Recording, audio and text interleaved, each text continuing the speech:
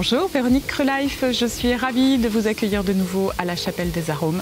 Quand l'adresse est aussi divine que celle-ci, on y revient avec plaisir. Donc on vient voir toutes les nouveautés du lieu et également partager avec Stéphanie une recette de tagliatelle à la bolognaise. C'est un inconditionnel du lieu et elle le réalise divinement bien. Donc je suis ravie de partager cela avec vous. A tout de suite en cuisine. Bonjour, bienvenue sur la chaîne Crelife. Donc Stéphanie, c'est toujours un bonheur d'être accueillie par vos soins, à ton époux et à toi-même. On est vraiment très heureux de revenir et tu nous fais découvrir aujourd'hui une recette qui est mythique dans le lieu. Donc je te laisse nous présenter cette recette.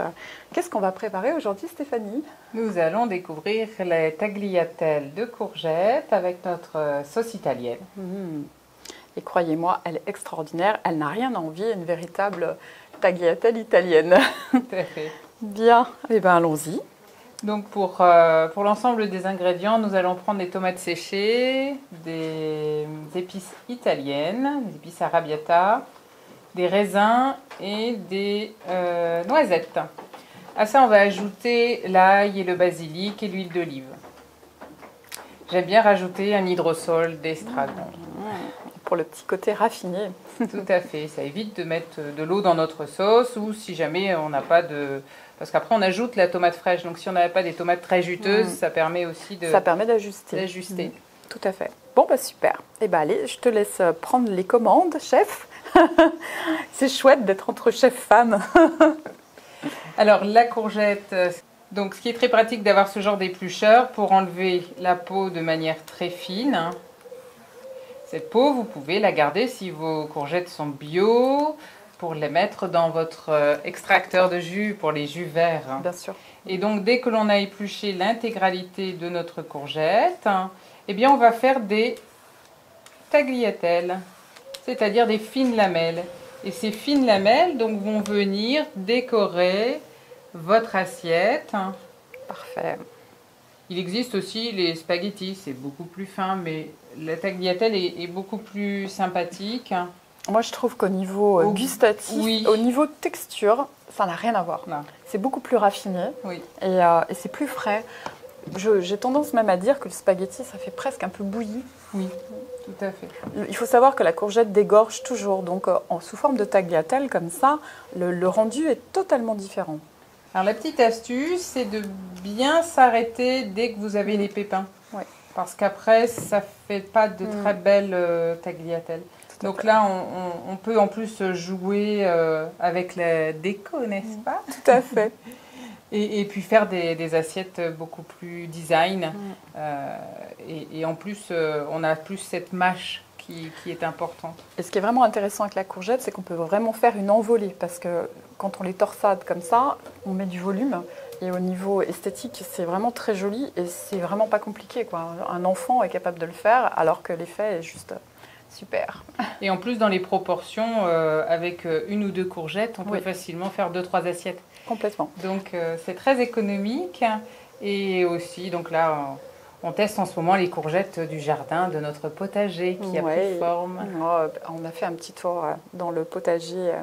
Donc il y a beaucoup d'aromates qui ont poussé, mais il y a aussi des poivrons, des courgettes, des tomates, des petites tomates cerises. Oui, tout à fait. Il y a vraiment plein de choses, c'est un vrai bonheur. Avec cette sauce, avec ces tagliatelles, on va ajouter une sauce italienne. Pour cette sauce italienne, comme vous avez pu voir dans la première vidéo sur la tarte crue que nous avons fait, j'aime bien fonctionner avec des poignées. Donc on va commencer par 3 poignées de tomates séchées. Alors, des belles poignées. Oui, sur des belles poignées. Nous sommes nombreux, donc on va utiliser des raisins. On n'est pas obligé de faire gonfler. Oui, parce que de toute façon, cette sauce, c'est une alchimie avec l'hydrométrie, en fait. En fonction, si vous voulez quelque chose de très texturé, si vous voulez avoir l'effet bolognaise, il faut qu'elle soit quand même un peu sèche. Oui. Donc, c'est il plutôt faut bien. qu'il y ait ce croquant aussi. Il faut bien garder ce croquant, que ce ne soit pas toujours mou dans ce qu'on peut manger. Nos noisettes qui ne sont pas trempées non plus. Quand on fait une recette, on n'a pas d'obligation de faire tremper les oléagineux. Si vous les mangez à la croque, je fais une petite parenthèse, si vous les mangez à la croque, c'est important de les faire tremper une nuit. Bon, après, vous pouvez les déshydrater si vous le désirez aussi, hein, mais c'est vrai que sur le rendu, on est beaucoup plus tranquille quand elles sont sèches. Et puis nous avons, oula, hop, Allons-y généreusement. 2 belles cuillères à soupe. 2 belles cuillères à soupe. D'épices. D'épices italiennes, ce sont des épices qu'on va chercher en Italie, ce qu'on appelle épices arrabbiata. Vraiment C'est extra. un mélange tout à fait divin. De piment, ouais, de poivron, elle est vraiment top. Extra. Beaucoup de goût. Oui.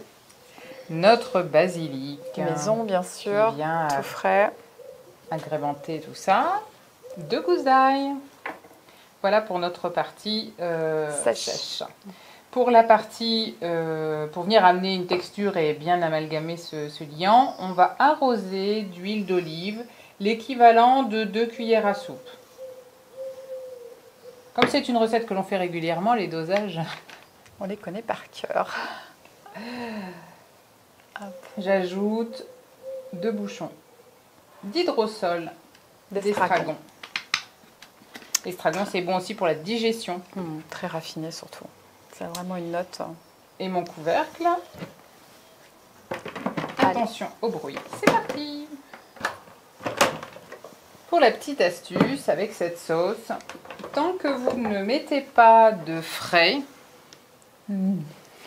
tant que l'on ne met pas d'ingrédients frais, comme la tomate fraîche, c'est une préparation que l'on peut garder au frigo. Ouais, donc cette préparation, elle est vraiment chouette parce que ça peut être fait d'avance ou ça peut être fait la veille. Et dans les 2-3 jours, vous pouvez utiliser cette préparation. Ça, merci. C'est vraiment une astuce intéressante, évidemment pour les professionnels, mais encore plus pour les mères au foyer ou les familles nombreuses.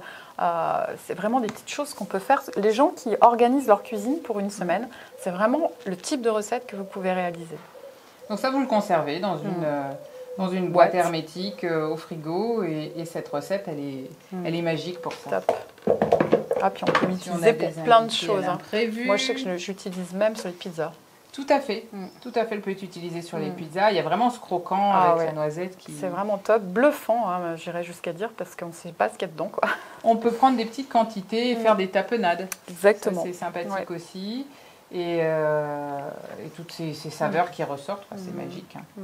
Donc là, pour faire vraiment notre sauce, puisqu'on a préparé notre plat, on va ajouter nos tomates fraîches. Donc des belles tomates anciennes, provençales. Oui, magnifiques. En pleine saison. Oui, ce matin il y avait le marché dans cette magnifique ville. Et croyez-moi, c'est haut en couleur. Encore une raison supplémentaire de venir à la Chapelle des Arômes, parce que vous avez à la fois un lieu extraordinaire, mais vous avez aussi une ville qui est magnifique. Alors l'équivalent d'une grosse tomate en fonction des quantités aussi que vous avez mis. Et alors là, j'adore quand ça fait ce beau dessin dans notre robot. J'adore. Alors moi, je me réjouis parce que moi, j'aurai la chance de la manger ce soir. Donc là, on voit vraiment que cette sauce italienne, pour des personnes qui ne sont pas dans le cru, dans le végétal, se pose beaucoup de questions quand ils la dégustent. C'est une excellente recette de transition parce que moi, pour avoir convié, pour avoir conseillé l'adresse à des gens qui n'avaient pas l'habitude de manger cru, ils ont été complètement bluffés par cette recette. Et ils m'en parlent encore. Et du coup, ils sont convaincus. Et maintenant, ils sont crus. Et voilà. Ça démarre, ça fait son chemin. On est là juste pour mettre des petites graines à travers les séjours qu'on organise.